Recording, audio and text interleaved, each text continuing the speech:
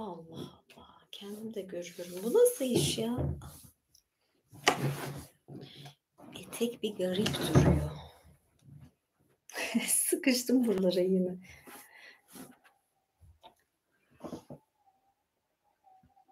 Evet, bu yayına yorum yapmayı yalnızca aboneler gerçekleştirebiliyor.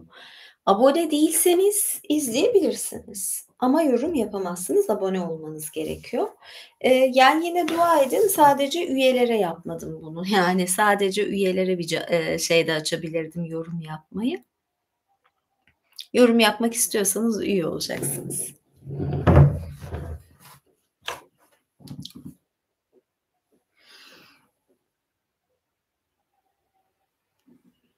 Evet.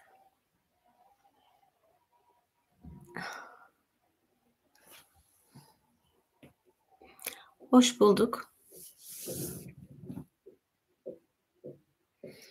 Güzel, 100 kişiyi de geçmişiz. Başlayabiliriz. Hemen ayırdığım kitabı elime aldım.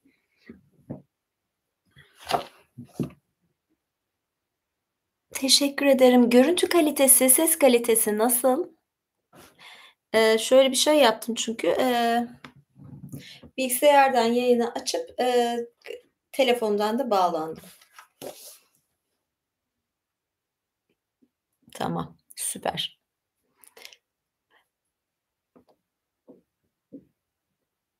Teşekkür ediyorum. Okumaya başlayayım. Şimdi biraz uzun olabilir, sonra yoruluyorum. Loki'nin çocukları. Evet, mikrofonumun kapanmasın. Loki yakışıklıydı ve bunun farkındaydı. İnsanlar onu sevmek, ona inanmak istiyordu ama en hafif tabirle güvenilmez ve bencil, en ağırıysa ise sinsi ve art niyetliydi. Loki ona kur yapıp onunla evlendiğinde güzel ve mutlu olan Sigyn adında bir kadınla hayatını birleştirdi. Ancak son zamanlarda Sigyn hep kötü haberler bekliyor gibiydi. Ona Narfi adında bir erkek evlat, çok geçmeden Vali adında bir oğul daha verdi. Loki bazen uzun süreliğine ortadan kaybolur ve geri dönmezdi.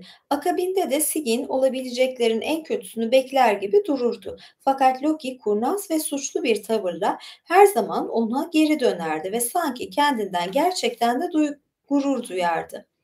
3 kez evden ayrıldı ve 3 kez nihayetinde eve döndü. Loki'nin Asgard'a döndüğü 3. seferde Odin onu huzuruna çağırdı. Bir rüya gördüm dedi Bilge. Tek gözlü tanrı çocukların var dedi Bilge tek gözlü tanrı. Çocukların vardı. Bir oğlum var adı Narfi. İyi çocuktur ama babasının sözünü pek dinlemez. Bir oğlum daha var Vali. O ise yumuşak başlı ve ihtiyatlıdır. Onlar değil başka 3 çocuğun vardı. Loki gününü ve geceni buz devirleri diyarında dişi dev Angrboda ile geçirmek için kaçıp duruyorsun. Ondan 3 çocuğum var. Uyurken zihin gözümle gördüm onları ve görülerim onların kaçınılmaz sonda tanrıların en büyük düşmanları olacağını söylüyor. Angrboda yabancı gelmedi.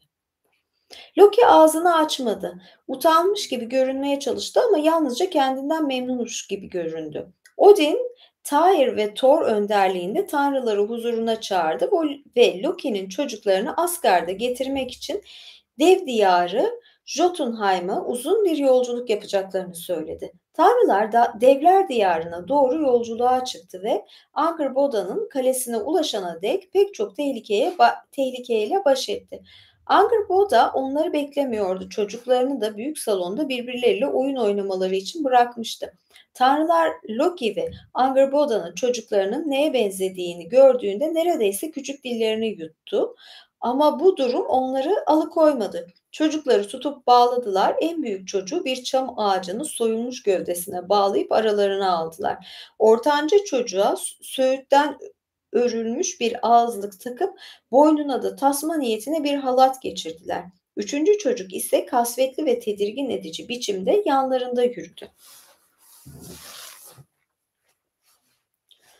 Üçüncü çocuğun sağ tarafındakiler ortalarında yürüyen güzeller güzeli bir genç kız görürken solundakiler ona bakmaya cesaret edemiyordu. Zira derisi ve eti çürüyüp kararmış ölü bir kız görüyorlardı. A, çok ilginç. Yani çift yüz gibi, Batman'de, hani, hatırlıyorsunuz bir tarafı yanık, bir tarafı yakışıklı olan çift taraflı. Bir de o zaman da yani o mitolojilerde de devler olayı var.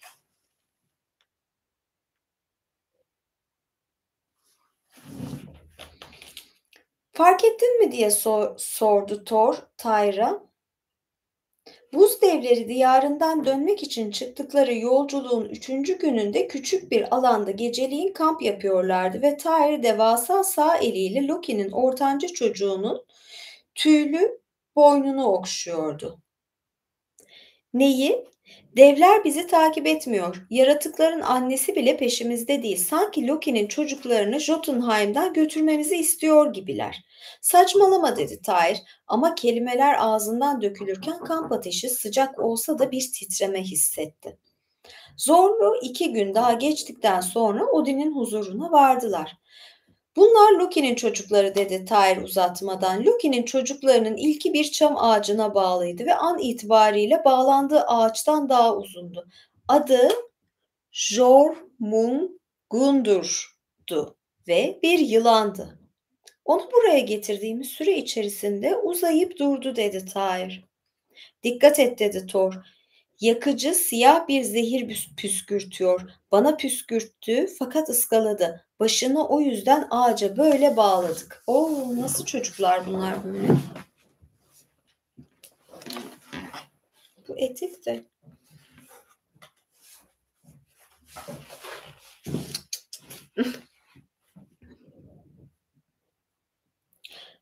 Daha çocuk dedi Odin. Hala büyüyor. Onu kimseye zarar veremeyeceği bir yere göndereceğiz. Odin yılanı tüm diyarların ötesinde bulunan denizin kıyısına götürdü. Midgard'ı çevreleyen denizdi burası ve ona Jormungandr'u ve orada Jormungandr'u serbest bıraktı. Ardından sürünüp dalgaların içine kaymasını ve dönüp yuvarlanarak uzaklara doğru yüzmesini seyretti. Ufukta kaybolana dek gözüyle baktı, arkasından ve doğru karar verip vermediğini düşündü. Bilmiyordu. Rüyalarının söylediği gibi yapmıştı ve rüyalar gösterdiklerinden daha fazla şey bilirdi. En bilge tanrılardan bile. Yılan dünya okyanusunun gri sularının ötesine dek büyüdü, büyüdü, büyüdü ve yer kürenin etrafını sardı. Halk için Midgard yılanı Jormungandr'du o artık. Odin büyük salona döndü ve Loki'nin kızının öne çıkmasını buyurdu. Kıza uzun uzun baktı. Sana ne diyorum? Yanağının sağ tarafı pembe ve beyazdı.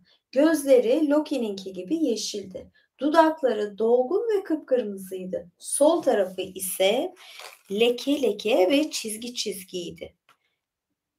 Ölümün getirdiği morarmayla şişmişti. Görmeyen gözü çürümüştü ve solgundu. Dudaksız, ağzı buruşmuş ve iskelet siyahlığındaki dişlerine kadar sünmüştü. "Adın ne?" diye sordu tanrılar tanrısı. "Hel" dedi kız. "Sizin için de uygunsa. Herkesin babası." "Ha." "Hel" dedi kız. "Sizin için de uygunsa herkesin babası." "Nazik bir çocuksun." dedi Odin. "Hakkını vermek lazım." Hell cehennem ya İngilizce'deki. Yani acaba ilgisi var mı bilmiyorum. Kız tek kelime etmedi. Buz kıymığı kadar keskin, yeşil tek gözüyle baktı sadece. Sönük gözüyse duygudan yoksun, cansız ve ölüydü. Odin kızın gözlerinde korku görmedi. "Canlı mısın?" diye sordu kıza. "Yoksa bir ceset mi?" Kendimin yalnızca Angroboda ve Loki'nin kızı Helim ben dedi. Kendimi yalnızca Angroboda ve Loki'nin kızı Helim ben dedi. Ama ölüleri daha çok seviyorum. Alçak gönüllüler konuşurken saygı gösteriyorlar bana. Canlılarsa tiksinerek yüzüme bakıyor. Bir su içeceğim ya. Sonra zor okuyorum.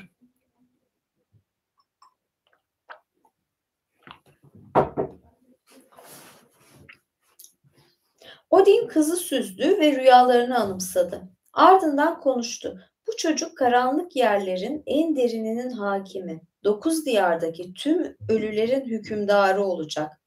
Hastalık ya da yaşlılık gibi, kaza ve doğum gibi değersiz ölümlerden mustarip, zavallı ruhların imparatoriçesi olacak.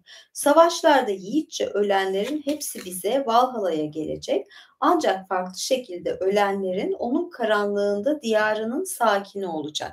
Nilfgaard'tı burası sanırım. Hel annesinden alındığından beri ilk kez gülümsedi yarım ağzıyla.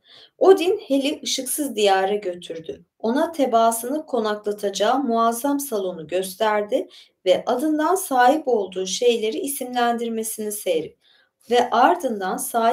şeyleri isimlendirmesini seyretti. Kasem'in adı açlık olacak dedi Hel. Bir bıçak aldı, bu da kıtlık. Yatağıma da hasta yatağı adını veriyorum.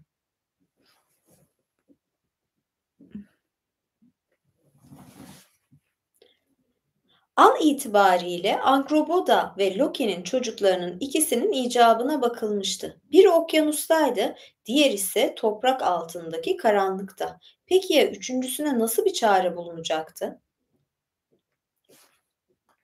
An itibariyle Angroboda ve Loki'nin çocuklarının... tamam.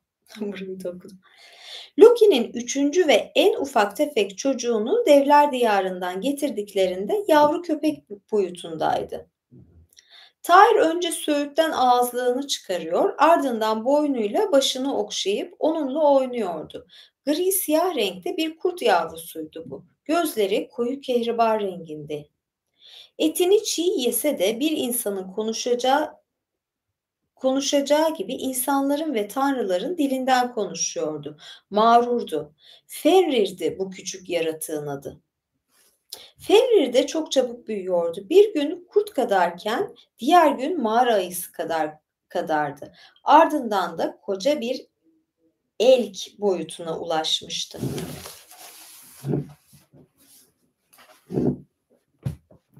Tanrı dışında bütün tanrılar ondan tedirgin oluyordu. O hala onunla oynuyor, boğuşuyor ve her gün tek başına kurdu etle besliyordu ve yaratık her geçen gün bir öncekinden daha fazla yiyordu. Her gün büyüyor ve daha vahşi, daha güçlü oluyordu. Odin ön sezileriyle kurt çocuğun büyümesini izledi. Zira rüyalarında kurt her şeyin sonunda oradaydı. Odin'in geleceğe dair gördüğü rüyaların en sonunda karşılaştığı şey kurt Fenris'in keskin beyaz dişleri ve yakut gözleriydi. Tanrılar bir araya gelip toplantıda Fenrir'i bağlama kararı aldılar. Tanrıların demir ocaklarından devasa zincirler ve prangalar dövüp onları Fenrir'e götürdüler. İşte dedi, yeni bir oyundan bahseder gibi. Çok çabuk büyüdün Fenrir. Gücünü ölçme vakti geldi artık. En ağır zincir ve prangaları getirdik sana. Bunları kırmaya gücün yeter mi? Bence yeter dedi kurt Fenrir. Bağlayın beni. Tanrılar devasa zincirleri Fenrir'in etrafına dolayıp pençelerini zincire vurdular. Bu sırada kurt hareketsiz bekledi. Muazzam kurdu zincirlerken tanrılar birbirlerine gülümsüyordu.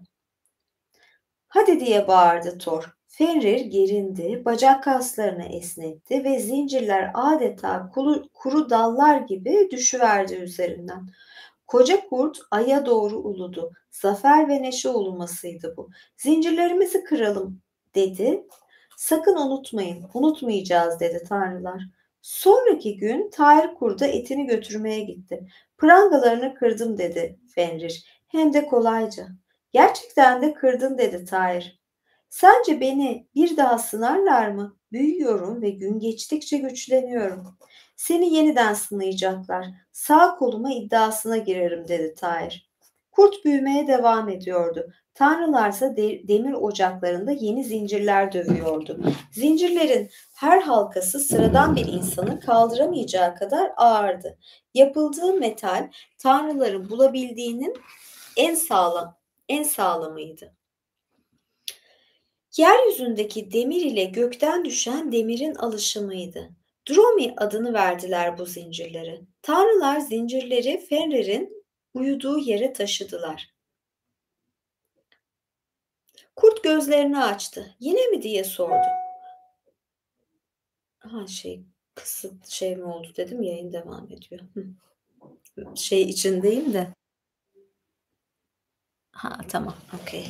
Mi oldu dedim. Yine mi diye sordu. Bu zincirlerden kurtulabilirsen dedi tanrılar, namın ve kudretin tüm diyarlarca bilinecek. Şan ve şöhret senin olacak. Bunun gibi bir zincir seni tutamıyorsa o halde herhangi bir tanrı ya da devden güçlüsün demektir. Fenrir başını salladı ve Dromi denen zincirlere baktı. Var olan tüm zincirlerden daha büyük, en sağlam prangalardan daha sağlamdı. Tehlikeyi göze almayan kahraman olamaz dedi kurt bir süre sonra. Bu prangaları kırabilirim. Zincirleyin. Zincirlediler. Büyük kurt esnedi, gerindi ama zincirler kırılmadı. Tanrılar birbirine baktı. Gözlerinde zaferin kıvılcımı vardı. Ancak şimdi devasa kurt sallanıp debeleniyor, bacaklarını savurup her bir kas sinirini geriyordu. Gözleri parıldadı, dişleri parıldadı, ağzı köpürdü. Debelenirken hırladı. Tüm kudretiyle çabaladı. Tanrılar istemsizce geri çekildi. Çekilerek iyi de yaptılar. Zira zincirler çatladı ve ardından öylesine büyük şiddetle kırıldı ki parçaları havaya fırladı. Önümüzdeki yıllarda tanrılar parçalanmış zincirlerin kalıntılarını ağaçların gövdesine ve dağların eteklerine saplanmış şekilde bulacaklardı. İşte diye bağırdı Fenrir ve hem bir insan hem bir kurt gibi uluyarak zaferini kutladı. Kurt mücadelesini izleyen tanrıların zaferinden memnun kalmadığını fark etti. Tyr dahil. Loki'nin çocuğu Fenrir bu konu ve olaylar üzerine derin derin düşünmeye başladı. Ne olacak acaba ya? Kurt Fenrir her geçen gün daha da büyüdü, daha çok acıktı. Odin düşündü, taşındı, ölçüp biçti. Mimir'in kuyusundan gelen bilgelikle kendini dünya ağacına asarak kendine kurban ederek kazandığı bilgeliğin tümü onundu. Nihayetinde Frey'in ulağı aydınlık elf Skirnir'i yanına çağırdı ve ona Gleipnir adındaki zinciri tasvir etti. Skirnir atına binip Gökkuşağı Köprüsü'nü aştı ve Svaltarfheim'a doğru yola koyuldu. Yanında daha önce eşi benzeri yapılmamış bir zincirin talimatı vardı. Skirnir yapılması gereken işi tarif ederken cüceler onu dinledi. Sonrasında ürperdiler ve istedikleri ücreti söylediler. Cücelerin istediği fiyat yüksek olmasına rağmen Skirnir kabul etti. Zira Odin öyle buyurmuştu. Cüceler Gleipnir'i yapmak için gereken malzemeleri topladı. 6 farklı maddeyi bir araya getirdiler. Bir kedinin ayak izleriydi ilki. Bir kadının sakalıydı ikincisi. Kadının sakalı mı? Bir dağın kökleriydi üçüncüsü.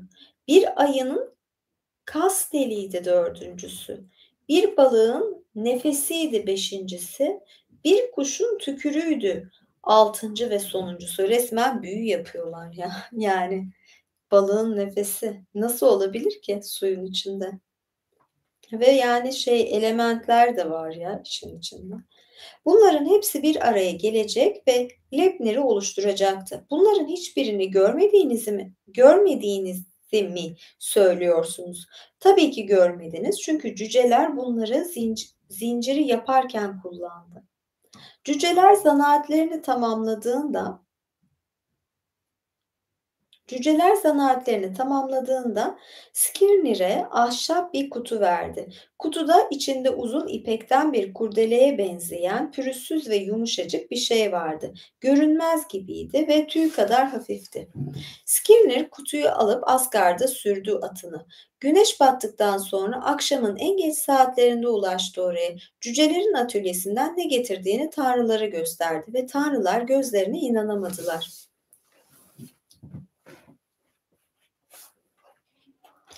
Karagöl'ün kıyısına gittiler hep beraber ve Fenrir'i istemeye çağırdılar. Bir köpek çağrıldığında nasıl gelirse Fenrir de koşarak geldi. Tanrılar onun böylesine büyük, böylesine güçlü olmasından büyülendi. Ne oluyor diye sordu kurt. Bağların en güçlüsünü temin ettik dediler ona. Sen bile kurtulamazsın bundan. Kurt şişindi. Tüm zincirleri kırabilirim dedi gururla. Odin Gleipnir'i göstermek üzere avucunu açtı. Ay ışığı altında parıldadı. Bu mu dedi kurt. Bunun her tarafı zincir olsa ne olur? Tanrılar zincirin ne kadar güçlü olduğunu göstermek adına onu çektiler. Biz bile kıramıyoruz dediler kurda. Kurt gözlerini kısarak tanrıların ellerinde tuttuğu ipek şeride baktı ve salyangozun ardında bıraktığı iz gibi ya da denize düşen ay ışığı gibi parıldıyordu. Ardından kurt arkasını döndü, ilgisizdi. Olmaz dedi, bana gerçek zincirler, gerçek prangalar getirin. Sağlam olsun, büyük olsun da size gücümü göstereyim. Bu Grep, bu Gleipnir dedi Odin. Tüm zincirlerden ve prangalardan daha güçtür. Yoksa korktun mu Fenrir? Korkmak mı hiç de bile ama ben böyle bir kurdeleyi koparsam ne olur, koparmasam ne olur? Bana şan ve şöhret mi kazandıracak? İnsanlar bir araya gelip Kurt Fenrir ne kadar güçlü biliyor musunuz? Öylesine güçlü ki ipek bir kurdeleyi paramparça ediyor mu diyecek. Glepner'i kırmanın bana bir faydası yok.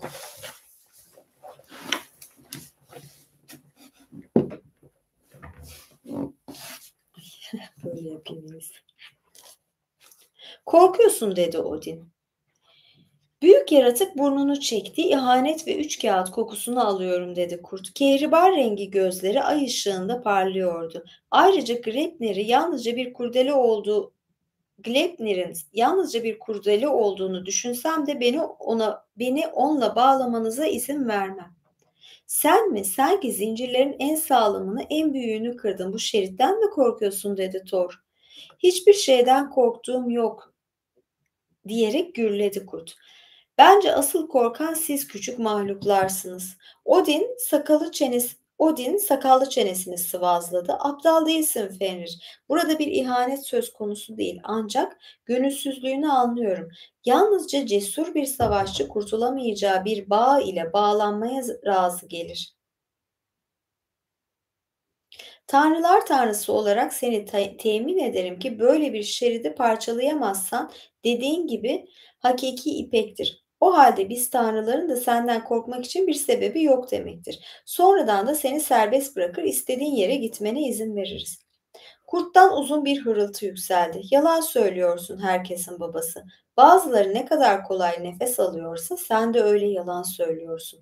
Beni kurtulamayacağım bir bağ ile bağladığınız vakit serbest bırakacağınızı hiç sanmıyorum. Bence beni burada bırakacaksınız. Beni terk edip bana ihanet edeceksiniz. O kurdeleyle beni bağlamanıza izin vermiyorum. İyi yapıyor bence de.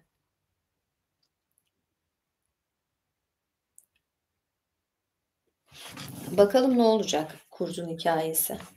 Yani kurt, bağlanmaya izin vermiyor. Hani Türklerle kurdu şey yaparlardı ya, yani bunlarda da ortak, şeyler var aslında, mitler var. Bizim güzel ve cesur laflar dedi Odin. Ödlekliğini gizleyecek laflar. Kurt Fenrir, ipek bir kurdeleye bağlanmaktan korkuyorsun. Başka söze gerek yok. Kurdun dili ağzından dışarı sarktı. Ardından her biri insan kolu boyunda olan dişlerini göstererek kahkaha attı. Benim cesaretimi sorgulamaktansa burada bir ihanet söz konusu olmadığını kanıtlamanız için size meydan okuyorum. Eğer aranızdan biri elimi ağzının içine koyarsa beni bağlamanıza izin vereceğim. Dişlerimi nazikçe üzerine koyacak ancak ısırmayacağım. Eğer bir şeyler dönmüyorsa kurdeleden kurtulunca ya da siz beni serbest bırakınca ağzımı açacağım ve el zarar görmemiş olacak. Hadi bakalım. Ağzımda bir el olursa beni bağlayabilirsiniz. Yemin ederim böyle işte. Hanginiz eline koyacak? Tanrılar birbirine baktı. Balder Thor'a baktı. Heimdall Odin'e baktı. Hoenir Frey'e baktı fakat hiçbiri hareket etmedi. Ardından Odin'in oğlu Tyr iç çekip öne çıktı ve sağ elini kaldırdı. Elimi ağzına ben koyacağım Fenrir dedi Tyr. Kurt yalnızca uzandı ve Tyr de tıpkı Fenrir yavru bir köpek kadarken yaptığı gibi beraber oynadıkları zamanki gibi elini ağzına koydu. Fenrir elini bilgeliğinden yakalayacak Fenrir elini bileğinden yakalayacak ama Tyr'ın derisine zarar vermeyecek şekilde dişlerini nazikçe kapadı. Tyr ise gözlerini kapadı. Tanrılar kurdu Gleipnir ile bağladı. Parıldayan bir salyangoz izi devasa kurdun çevresini sarıyor, bacaklarını bağlıyor ve onu hareketsiz hale getiriyordu. Oldu dedi Odin. Hadi kır zincirlerini. Kurt Fenris ne kadar kuvvetli olduğunu göster bize. Bazen Fenris yazıyor kitapta, bazen Fenrir yazıyor. Niye böyle anlamadım.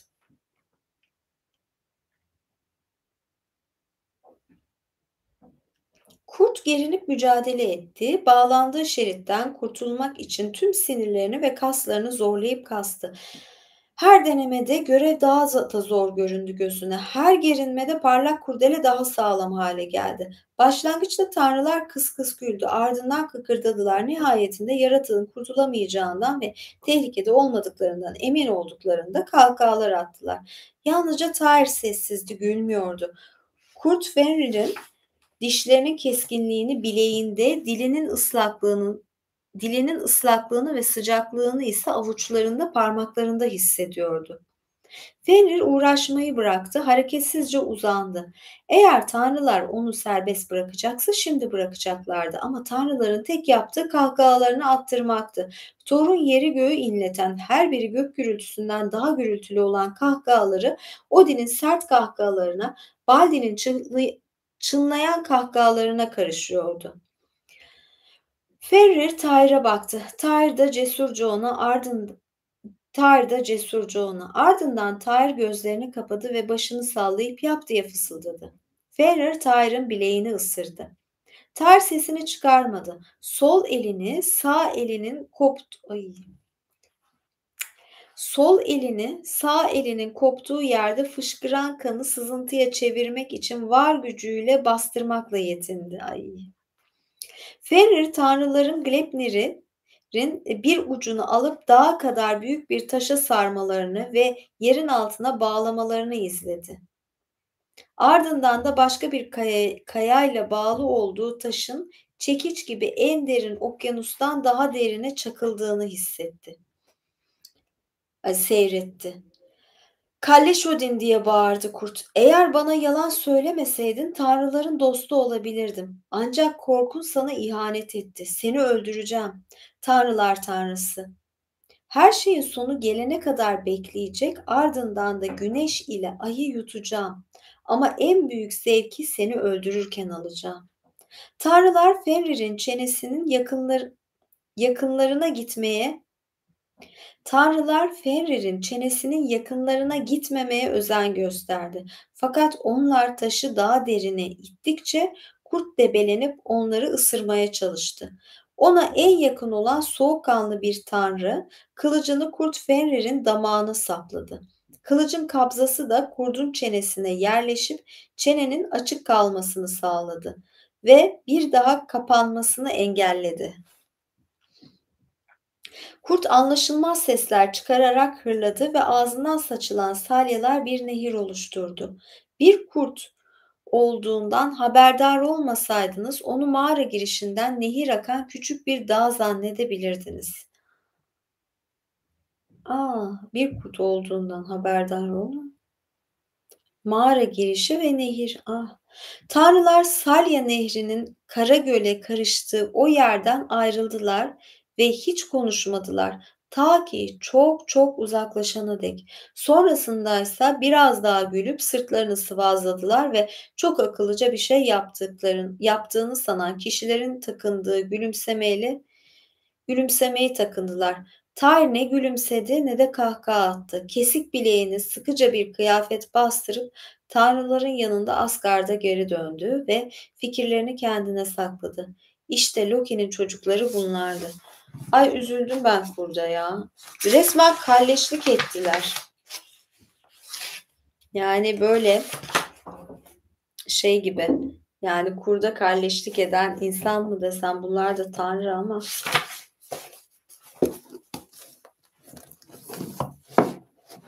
ilginçti. Sesim mi gitti? Yok ya. Yani resmen mesajlarınıza bakıyorum burada.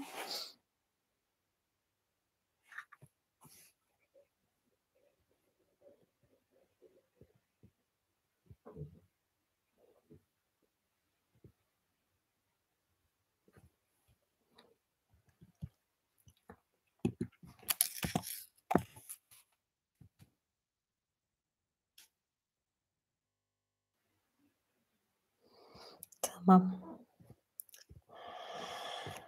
Evet. Bugün de yayının sonuna geldik. Üzüldüm kurdun adına.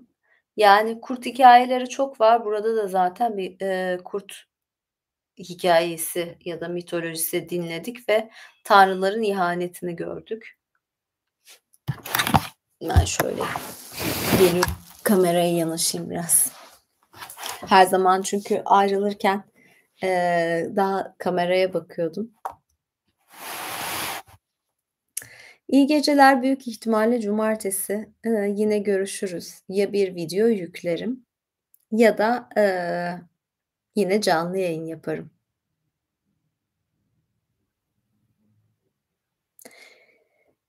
Ne tür resimler yapıyorum? Figüratif diyeyim. Yani, son dönemde biraz daha botanik resimler oldu, hayvanlar oldu ama böyle gerçekçidir. Resimlere de yer veririm. Aslında sitem şey oldu, gitti. Onu tekrar canlandırmam lazım. Neyse, görüşmek üzere. Hoşça kalın. İyi geceler.